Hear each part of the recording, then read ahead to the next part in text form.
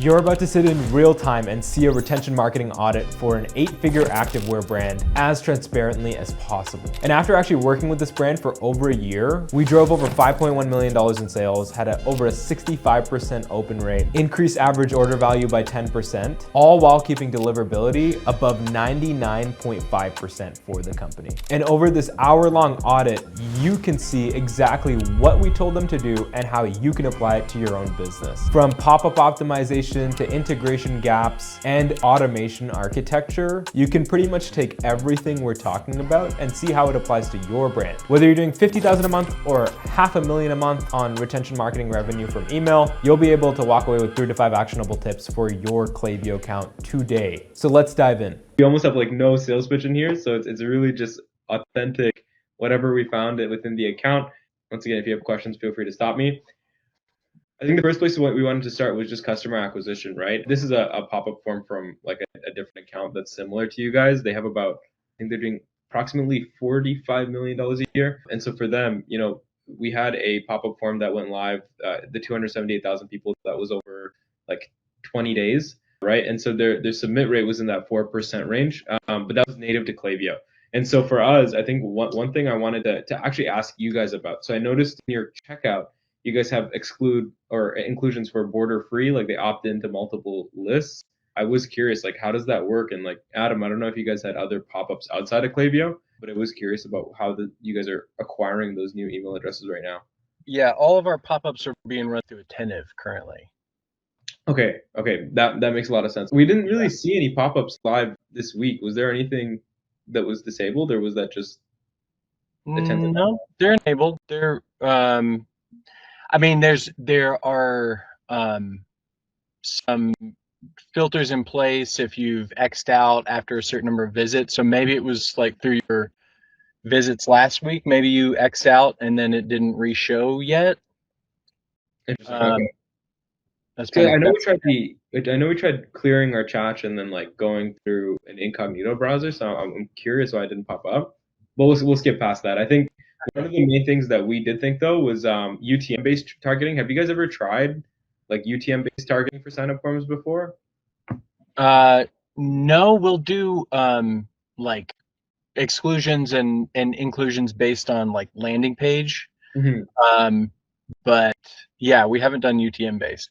Okay, because I think that was one recommendation we had. We had a store that primarily works with YouTubers. And so essentially what our thing was with them and where their pop-up forms actually increased significantly in terms of acquisition was every time they would do a partnership, you would just link like the pop-up to the partnership. And so as an example with Chloe G, it would be like, get Chloe G's top picks first, and then the sign-up form would have Chloe G within it. If you guys wanted to be more organic, you could also just do a countdown timer on the pop-up and be like, countdown till Chloe G's release. So you don't necessarily have to like affiliate her, but that one works really well. And I know primarily that's like your focus would be those launches, so it would be worth putting the time in to do that. I think that's a good call. Yeah. Awesome. I think the reason we included this is because we didn't see any pop-up, but we were like, a lot of your major competitors or industry leaders do use a lot of pop-ups.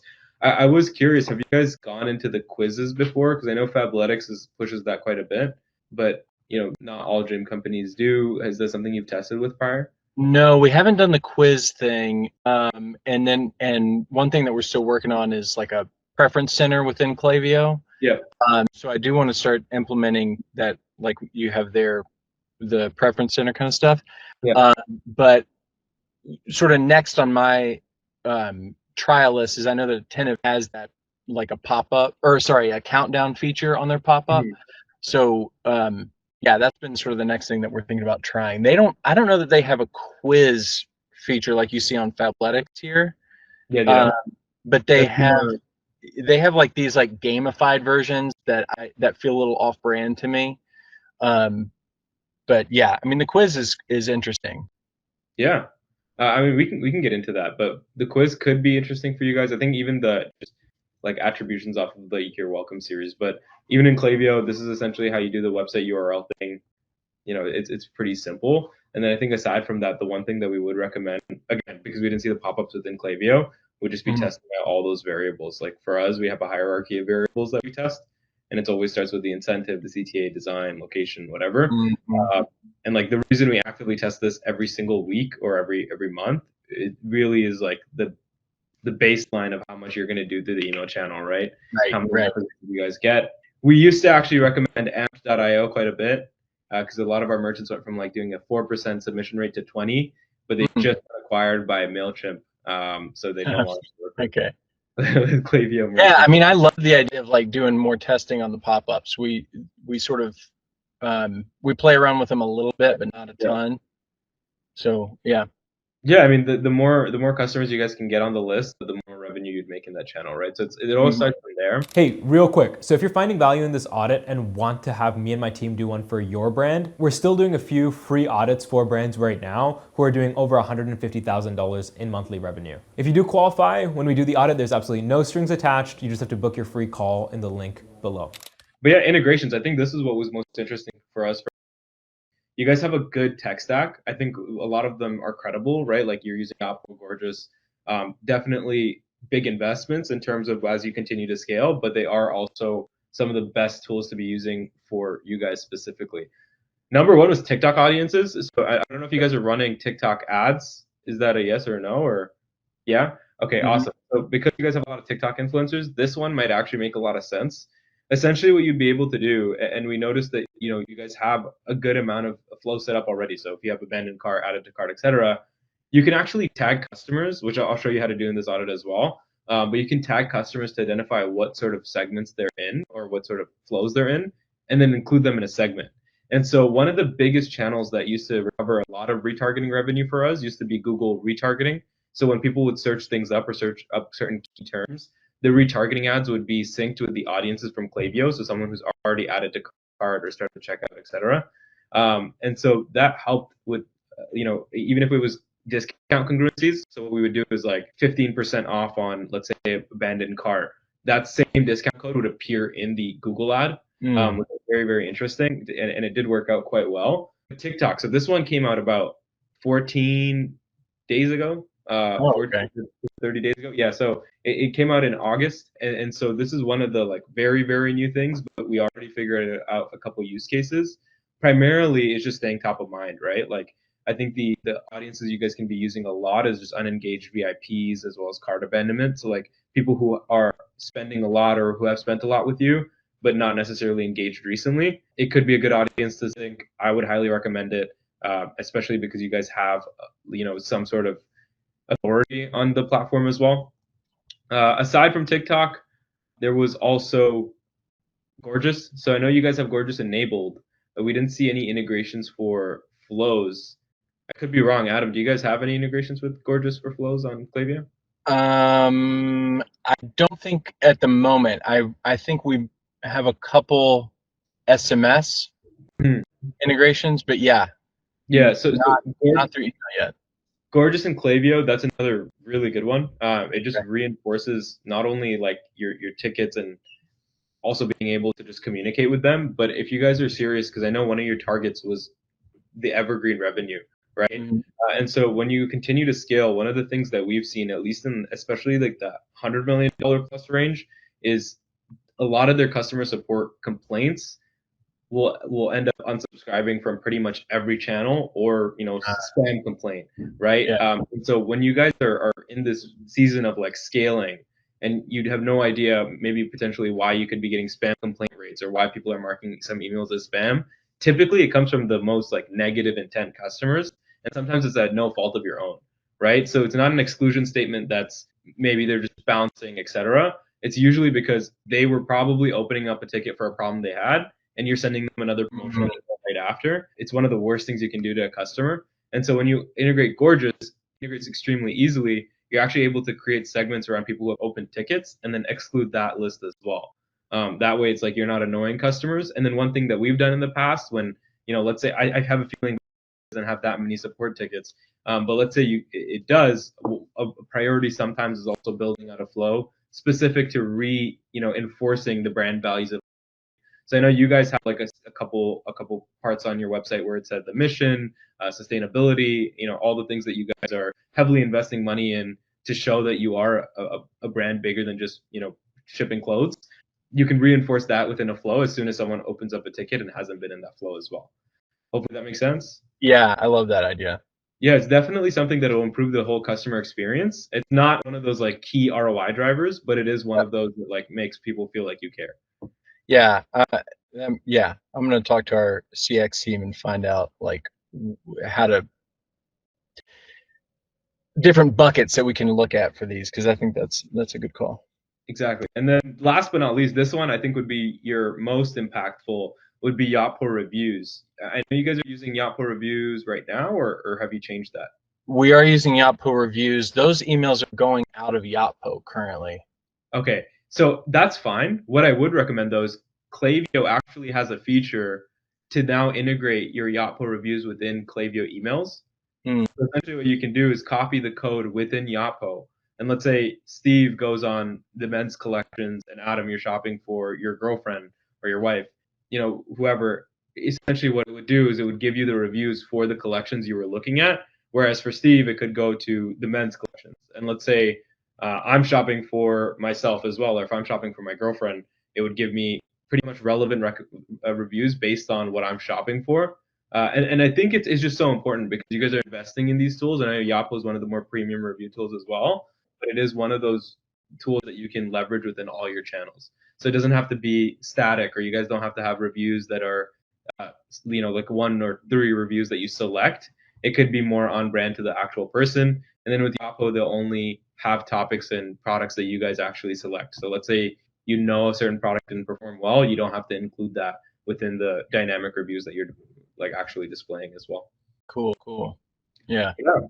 This is something I would do ASAP because I think when we implemented this, we saw an 11% increase in conversion rate from some of our checkout emails. So it was like definitely one of those things where it just helped a lot. And you're plugging these into abandoned carts, abandoned checkouts? Yes. Primarily not abandoned checkouts. Primarily the added to carts and browse abandonments. Okay. Abandoned checkouts, we were more like timer oriented or like just final click oriented. Gotcha. Yeah. Awesome. Did you have any questions in regards to the integrations? No, I don't think so. That's a lot of good stuff. Cool. Flows, you guys don't have many missing ones. So I think the main ones were just site abandonment and price drop. With site abandonment, essentially all it is there's actually a large, especially because you guys have a huge TikTok audience. Site abandonment is one of the ones that generate probably your top 6 or 7 flows within revenue. Sometimes performs better than browse abandonment as well. Primarily what it will do is just target customers who have come on the site and taken no further action. I know all of us here have probably done it. I probably visited Amazon remembering that I needed to buy something and then forgot that what I was searching for.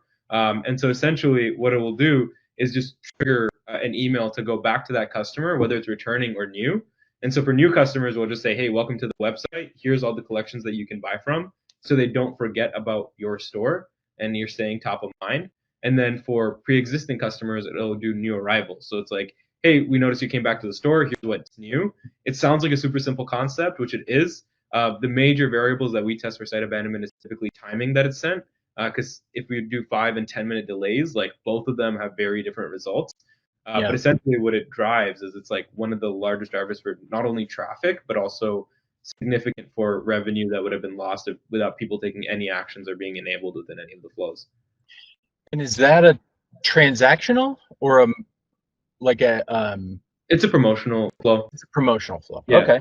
Essentially, I mean, because I know you're nitty gritty with the Klaviyo as well, so you would know like the flow filters. The only thing would be you're making sure there are no pre-purchase flow, and they've just become active on the site, but they haven't taken any other actions. Okay. Cool. Yeah. So it was like I think that's another top of funnel flow to get them into the other flows as well. So your aim is not to drive more revenue, but get way more people through browse abandonment, abandoned cart, added to cart, etc. And then the price drop flow. Like you guys have an awesome collection. I think we had a laugh when we were checking the URL too. We made too many. Everything looks dope. I think the only thing we needed was like we were like it would be a really good idea to have a price drop flow there. So if any products are added to a certain collection, if someone was taking a look at it, just enabling them to like actually see that the prices dropped. That way you can sell them quicker. We do have a price drop flow. Maybe it's not set up the way that you're imagining. Potentially. Is it just It's just if the price drops more than, I think it's 5%, like basically it's if we move a product into that we made too many collection, essentially is how it works. Yeah, if the price drops more than 5%, then they get notified if they've browsed it. Yeah, it sounds like the difference is how we're targeting people that view that would be targeting people that have viewed we made too many, whereas ours, as it exists, only targets people who viewed that specific product. A specific product, right? Okay. So that's a good thing to stack on top of that, because these people have already showed intent and interest within that specific collection, which if we're not targeting those people, we may be missing an entire group of people that are already interested in products only specifically related to that collection. Yeah, it's almost like a we made too many reminder. Yeah, pretty much like a sales channel reminder. Yeah, cool. Awesome. And then obviously you can also exclude certain segments. So if you guys have VIP segments or high spend buyers, you don't want to keep reminding them that there's like sale items as well. Right. Awesome. So aside from that, these are just neat improvement pre-purchase automations. Now, a lot of them seem optimized. Like you guys did a really good job on the content itself, whatever you're pulling in terms of the feeds. Like we didn't really have any issues with those. Usually, brands in your range, we find a lot of gaps in those areas, like the content itself. But I do think there was a couple areas where we felt, there was a lot of improvement that could be made. The welcome series was a major one. I think that was mainly because we didn't see the email acquisition and where it was coming from. So maybe that's a little less. Price drop was one, but obviously you guys clarified that. But predicted data next order. Have you guys looked into that before? It's something that I've just started kind of trying to wrap my head around. I like finding the points at which we're like that we need to convert first order, need to convert second order, need to, so no, not yet. So what's interesting is like there is that where you can do that analysis and then try to identify what points a customer would buy. With Klaviyo, what's interesting is they also have an AI analysis of pretty much based on the predicted lifetime value of the customer and then what they purchased, when they would buy again, right? And so again, using the three of us as examples, if both of you buy a pair of shorts and I buy a shirt, it'll try to sync both of your profiles. So if Steve comes in buys again, it's pretty much gone back into the data feed that Steve bought after 3 weeks. So Adam's also likely to buy after 3 weeks. But obviously that's like 2 customers. Once it has like a collection of hundreds of thousands of customers or tens of thousands of customers, able to actually analyze like which customer you might identify most with, and then group them together and pretty much make analytics off of that, right? So it's pretty much doing the data analytics for you. And essentially how we use that flow is mainly for lifetime value. And so if you actually have the trigger, what you're able to do is say, hey, if the predicted date of next order is 2 weeks out, you can start promoting new arrivals, bestsellers, pretty much 2 weeks prior to that predicted date of next order. Cool. So that's definitely one that you guys can use, because I think once again, going into like that evergreen store, it would help, especially when a customer is identified to potentially have intent. Nice. Awesome. So I think the abandoned checkout and added to cart, this was areas where you guys are actually good. I think the only problem was the conversion rate for returning customers. And so we saw there was like it's pretty much optimized for new customers, but there's no branches for returning customers, right? Essentially 0 difference in if I was to buy from you again versus buy from you the first time. And what we found is it should be completely different positioning, right? Because it's 2 completely different customer personas. And primarily because actually, if you look at Glossier as an example, they're the best at this. Essentially what they do is they change the imaging to be, let's say, makeup in a plastic bag that you get when they ship it to you, and so it's like you already have that sense of familiarity, and then you're also not driving the same things that you would be doing for a first-time conversion. And in our first-time conversion flows, typically it's like, your discount expires at X, Y, and Z date. The collection might sell out, and all these different variables that just try to get them to buy right then and there. Whereas the returning customers, typically your aim is to be like, here's the quality that you've experienced. Here's the different sizes that we have. Here's our guarantees. If you don't like it, we'd be able to bring it back in store and you can maybe exchange it. And so it's more about building that trust so they become again, multiple time repeat buyers instead of trying to convert them the same as you would the first time they came in. Yeah. And I know added to cart and abandoned checkout is probably like your top 4 flows, including the Black Crow stuff. So I would assume that one would definitely be probably your highest ROI changes. Yeah. And then after that data enrichment, like you guys have the order anniversary. I think you can definitely do a little bit more than that, like the collections, first purchase collection that they bought from, sort of what links they're clicking. In terms of the actual data enrichment flow, there's a lot like viewed collection or purchased from what collection. That's definitely something you guys can start incorporating as well. Okay. Yeah. Yeah. I have a lot to learn on that. So this was an example, I think, Adam, I might have shared this with you last time we were talking as well, but essentially how we go about data collection. But one of our clients, I don't know if you guys have ever been to Toronto, but Urban Planet Canada, they're pretty big in malls here.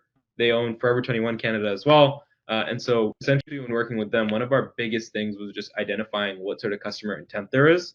And so this is a very clear example what you're actually able to do with Klaviyo, and this is without the CDP. So I know we were talking about CDP and everything earlier, Adam, in our first call, but this is without the customer data platform, how you can actually collect data. And the reason I want you guys to start practicing this is like these features are already native to Klaviyo, and so there's no point in taking advantage of the extra features that would come your way if there's already things that you guys can sort of leverage. Now, this one does make it a little bit more complicated to set up each email, but essentially what we do, especially in the high traffic flows, so let's say it's the abandoned checkout or it's the welcome series, you're actually able to modify each link and add customer profile properties according to what they click, right? And so what happens is, let's say in your first welcome series email, you guys have shop men's, shop women's, like Fabletics, like the first thing you see on their website. And I think what they do is a little bit more complicated. They have data backtracking.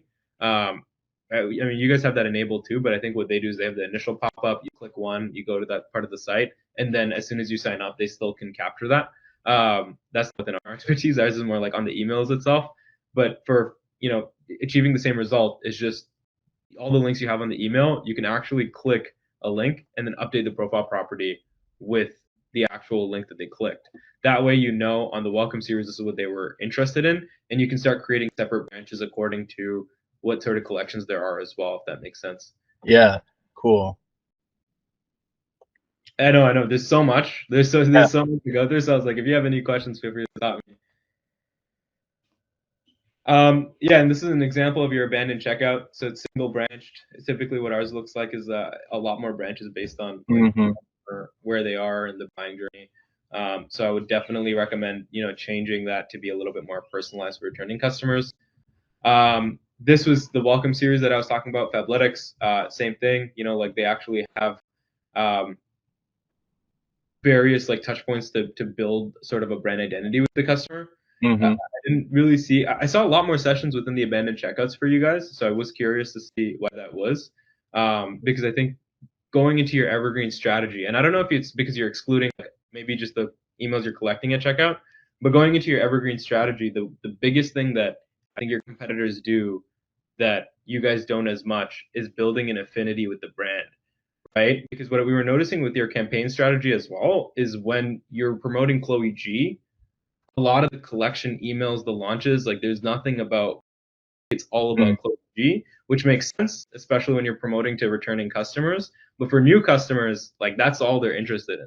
And so it's very obvious that you're going to see a huge drop off in the new customers from buying future products, unless it's very related to Chloe G, or, like they really love the product, they want to buy again, but there's no sort of affinity created between and the customer itself, right? If you guys notice, so Fabletics was like the first few emails was always, here's a personal note from our vice president, right?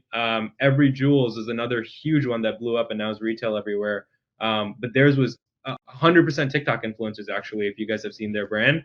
And now their retail stores pretty much worldwide. And even for them, primarily what the goal was just they all know the founder. Like they all have a personal affiliation to the founder, right? Yeah. Same thing with Gymshark. I know Ben Francis is huge on his personal brand, but then with Gymshark itself, now they promote it as a community of athletes. And then Young LA, same thing. They have like this huge influencer program, But when you enter the welcome series, all it talks about is how your favorite influencers are all a part of this community, and so you want to be a part of it too. I think that's something that you guys need to have some more clarity on with your messaging, because you have all the USPs you need to build that. I think it's just a matter of composing it in a message and making sure all the customers receive it. So if it's, customers who have even purchased a product, in the post-purchase, how are you going to tell them about what it is and how to buy from you over and over again? And obviously exclude them in campaigns during that time, and then just bring them back to campaigns once they've gone through that process of understanding your brand. Yeah, cool. Awesome. This will help a lot.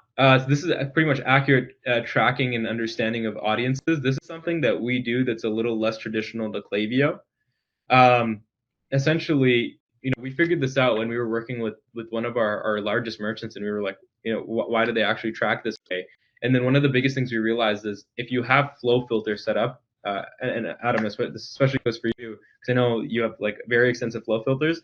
When you do the profile property tagging, so when you want to like do data enrichment for your customers, if you have flow filters, and let's say it tags me as I'm in the welcome series, as soon as I qualify for one of those flow filters, it won't remove the tag.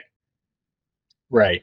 So essentially, how the flows need to be built out is everything has to be somewhat of a conditional statement after every single email. And then the conditional statements, they have purchased as an example, you would go to a stage where it removes the tag and then, removes them from the flow. So it does get a little bit more complicated, but this is one of the highest ROI things we've done for all of our clients, simply because when you understand where someone is in the customer journey, you're able to target them much better. And so for us, it's like, as an example, when we were trying to clear product from like overstock, essentially what we do is if it's 10% off, we don't push that to new customers who are in abandoned checkout, because they're going to get 10% off anyway. Or let's say they get 15% off, it's even worse when you're like, here's 10% off on our clearance items, and then they're getting a 15% off email, and then you just become a discount brand, right?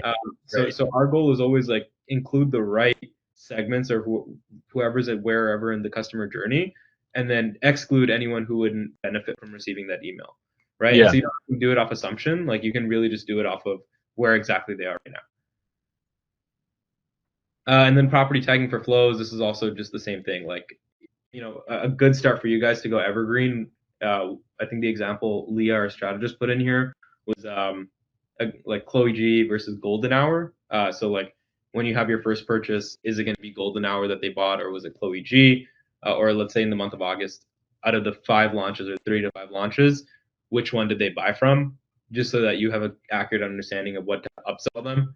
Because if it was the Golden Hour, I'm assuming you guys can use your color system to go and sell them other orange items instead of going and selling them Chloe G maternity fitness line, right? That might be something to really consider. Awesome. So aside from that, missing post-purchase automations. I know I'm continuing to ramble, so if you guys have any questions, feel free to stop me. But in the post-purchase, this is a big one. Cross-sell, upsell, delivered shipment selling. Like there's so much more selling you guys can do in the post-purchase. When you're analyzing product flows, it seems like you guys have a very good customer journey of just, updating them on their orders. I think there's a couple upsells in there as well. But I think like even having a longer process of a post-purchase so that you can upsell them and know exactly how to do so. Yeah. Exactly what you were mentioning, right? Like instead of doing they just go straight to campaigns, also having this is when they're most likely to buy again, and include that purchase. Yeah. Yeah, I've been wanting to flesh that out for forever. Yeah. And then in delivered shipment, do you guys have something that tells you that the shipment has been delivered and it's integrated with Klaviyo, or is that right now like untouched? That is going through Shopify, I want to say. Okay. Wait, for the delivery? I could be wrong. I want to say it's going through Shopify.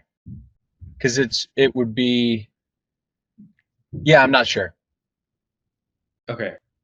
Yeah, so I mean, I know there's a couple platforms that integrate with it. Like there's a couple shipment, like ShipBob, I think was one. And there's like AfterShip. There's a bunch of shipping triggers that will enable you to understand exactly when it's left at the door. That's one touch point that has worked really well over SMS more than email, actually, where it's like your shipment's at the door, but it's coming from instead of coming from FedEx. Right. And then usually they're like, more excited to receive their package, etc. So the order tracking may be worth looking into, like how you can integrate that with Klaviyo. I know every company does it differently. That's why I'm not too familiar with it, because it really depends on what carrier you're using, what system you guys are using as well. But it is one that works really well. Yeah. Steve, did you have a question? No, I wish I could give you better info there. I think we were actually looking into a third-party integration there, and we ended up not using it for one reason or another. So we'd have to double check how that communication is happening. Yeah, I mean, I'm getting them. It doesn't matter. I'll look it up later. Awesome. Okay. So aside from that, let's go over to post-purchase journeys. This is one of our clients. It was just an example. So I think we had an advanced post-purchase journey, which was simply like upselling them based on their delivered shipment. So that's kind of why I emphasize the delivered shipment. As soon as it's shipped, how can we actually, go ahead and optimize them getting that shipment to the next purchase? Because that trigger actually helps a lot. Like when someone has their hands on your product, Right. almost the best time to sell them something else, especially if the quality is really, really good right away. Right. And I have a feeling that that's what you guys care about. I know you guys said everything's like locally shipped, etc. So I think that could be something that you can definitely leverage. Cool. And then missing transactional emails was the last one. Did you have any transactional automations? Because Adam, I remember you mentioned that in the first call. Yeah, that's not going through Klaviyo though. Yeah, it's going through Shopify right now, right? Yeah. So what we would do is, because this is going to be your highest volume emails, I would recommend doing it through Klaviyo. Are you guys on Plus yet on Shopify? Okay, awesome. Yeah, do it ASAP, because this one, it not just for the branding. I mean, honestly, like with most brands, I think we could care less for the branding. Everyone loves Shopify's like checkout emails. The only problem has been when you set this up and you guys have like 100,000 orders, it starts going to 100,000 new people, right? And so with Gmail, Yahoo, when you qualify for a transactional email, the inbox service provider essentially knows that your domain has some emails that have to go to the inbox regardless of what you're sending, right? So Klaviyo will automatically disqualify or qualify it. There's like a 24-hour approval process.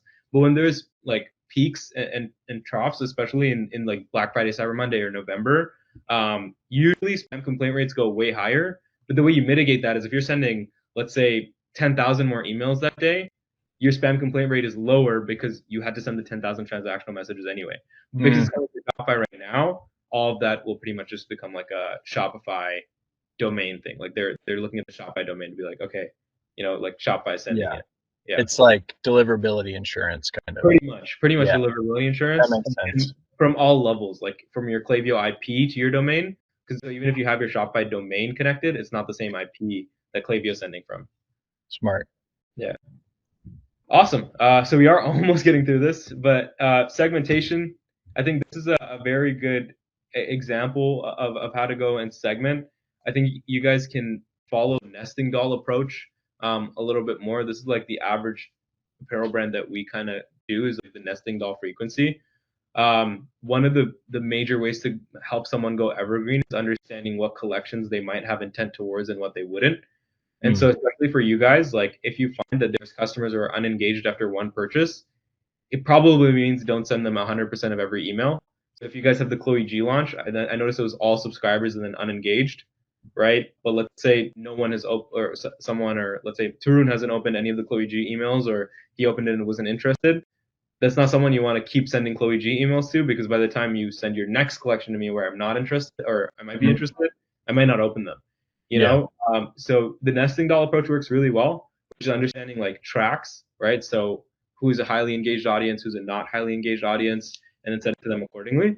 And then that also gets you really good brownie points with Google and Yahoo, just letting them know like, hey, I'm not sending to everyone every single day or all the time. Awesome. We're almost done here.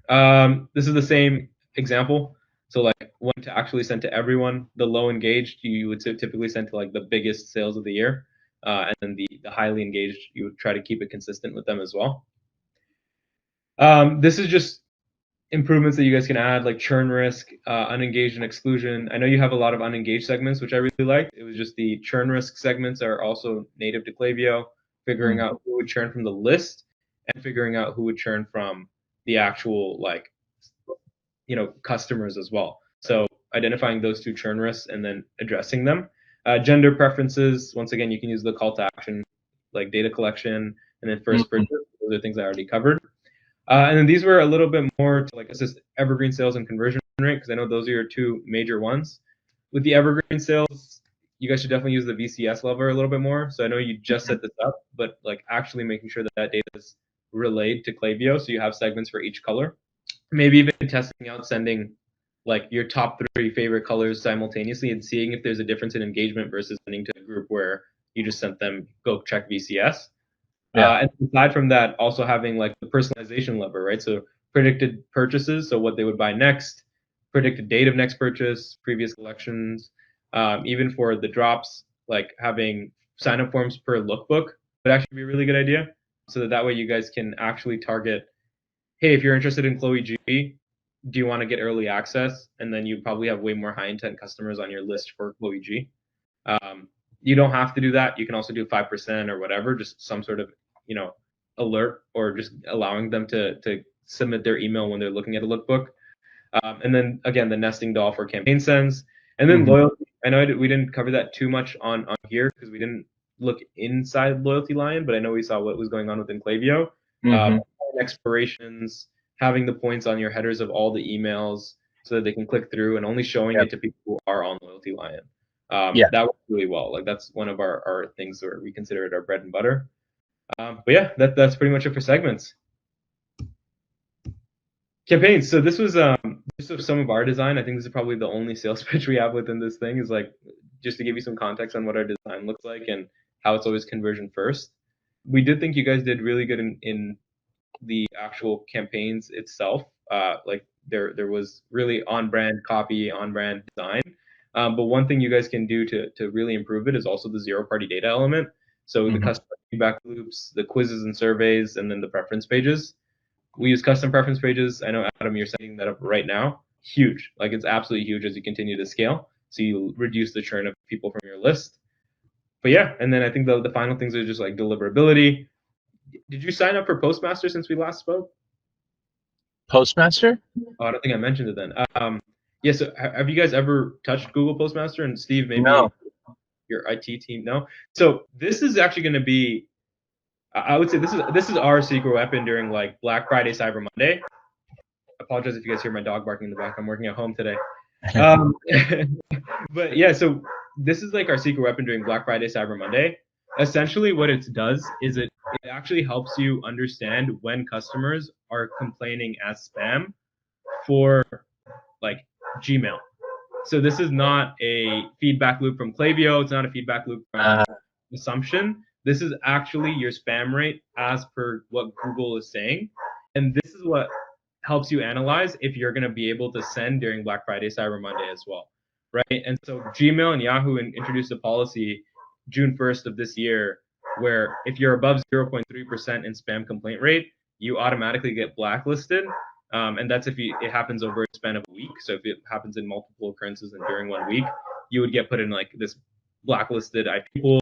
And before, what would happen is there was mitigation. Why it became a big deal this year was there's no mitigation. And so you're not automatically like, there's no process of, I'm going to just send good again and get put back in. It's like an actual period that you're pretty much not able to like send and land properly. Now, the main reason for you guys to know that is it's not like a, let's be safe, let's be precautionary, but it's an edge for most brands, because essentially what it allows you to do is if, let's say, Fabletics, Gymshark, and Young LA are not monitoring this and they all land in spam and you're the only one landing in promotions, it gives you that higher edge, right? Because most people won't check this. But yeah, and essentially what it also allows you to do is one of the most interesting things with the actual spam stuff right now has simply been, like analyzing that spam complaint rate. And so let's say one day you guys send to 100 people and one person marks it as spam, and then the next you send to 100,000 people and one person marks it as spam. on one day you had a 1%, spam rate, versus on the 100,000 send, you had like a 0.00. And so it allows you to do some retrospective and figure out what went wrong on that day, and if there was actually something wrong on that day as well. Right. Okay. So like it could be as simple as like, oh, we tried to convert some like really low engagers, and and some of them marked us as spam, something like that. Yeah. Yeah, exactly that. Awesome. Okay. So I think we're almost at the end of this. This is another one. So Urban Planet, one of the actually clients that came on through Shopify recently as well. So these guys, they're pretty big again in Canada. Optimizing for ISP was one of their biggest problems, which is just alt text behind every image. I know you guys don't do all image based emails, so it wouldn't be like the biggest problem. But let's say you want to send an email in dark mode. Essentially, how we do that is simply all image campaigns. But what we do is we use the alt text behind it, so that way the service provider sees it as like a text based email as well. And so for all image emails where you have text backing the image, it still lands the same. So we did a test against, like, for them, they had a 9 million person list.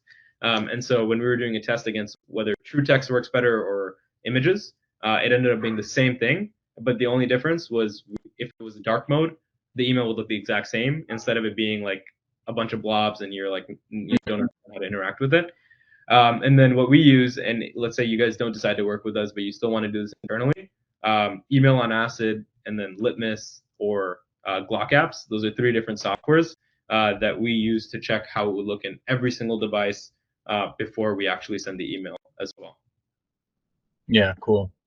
Awesome. So technical things to consider. This is like just a couple more notes. Apple privacy segments. Right now, your data is pretty skewed because you guys don't have MPP segments. It doesn't mean excluding those people. It just means putting that in your segments, so that when you do the audience breakdown and you see the click-through rate, you see the open rate, it's actually true. Because right now what's happening with Apple Mail is skewing all your data. So what you think worked well probably didn't work well, or could have not worked well, could have also worked well, but you don't know for a fact. That's why when you do the audience breakdown, you can actually check who is MPP and who isn't. It's simply just setting up a segment, making the same segments, and then just making them MPP exclusions. Huge, because this is what's going to help you actually analyze true data. And then the ABCD tracks as well. Like if you guys are testing different variables, you have enough traffic to check multiple things at one time. So if we're checking like subject lines, I would do 4 different tests instead of 2. Yeah, I think that's pretty much it. Further suggestions, we have like I know you guys have the spend to get free shipping. I think it was $150 when we were looking at your abandoned cart on the 3rd email. Yeah. And so for us, like essentially what we do is dynamic as well. So let's say leading up to that, you want people to spend more or increase the AOV. You can just have dynamic text in the email that calculates their cart value and tells them how much more they need to spend for free shipping. Cool. Which is yeah, it's an awesome tool that Klaviyo has as well. And then the loyalty tiers as well, like we were mentioning earlier, just making it dynamic and including them. You just have to look up the points total from loyalty line. Actually started doing that more since our last conversation. No way. Where are you guys doing it? I started plugging it in. Yeah. That's awesome. Wait, what have you guys tested on so far? We had a couple evergreen emails that went out at the end of last week, and I put points reminders, a little points reminder banner at the top. Did you guys see a higher click-through rate after that? Those emails did well. That's so cool. Yeah. That's awesome.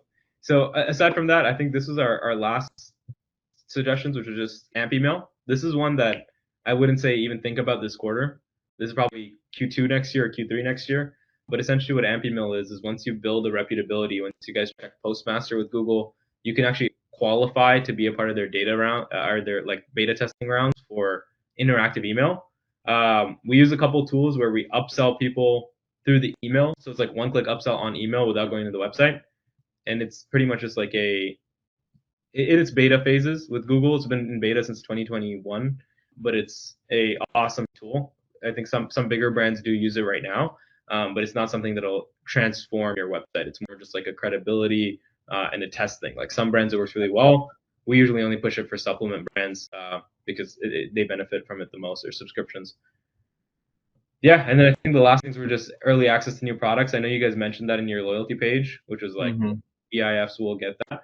And then also Klaviyo pop-ups to let customers know they're close to their loyalty tiers. So you can actually do the math and then be like, as soon as, let's say I come on your website and I'm 100 points away, you can actually have a pop-up for my segment of people who are in a certain point range and say, hey, you're, very close to achieving this tier status, and hopefully that boosts conversions as well. Yeah. But yeah, cool. That's it. I think this is just a very clear example, and the only sort of case study we have on here, or a screenshot of what we do. This is just a example of like why all the nuances actually matter. This was a brand that maybe your MSM might have known. So essentially, this one came through Shopify for us as well, which was the zero proof. They were crushing it off of email. Like I think they were doing 200 grand a month off of email with a 10% conversion rate. But all the nuances that we focused on got them to 20. And so in a month they were doing like 320 grand more, which was more than double what they were doing previously. Yeah. Just off of all the nuances, right?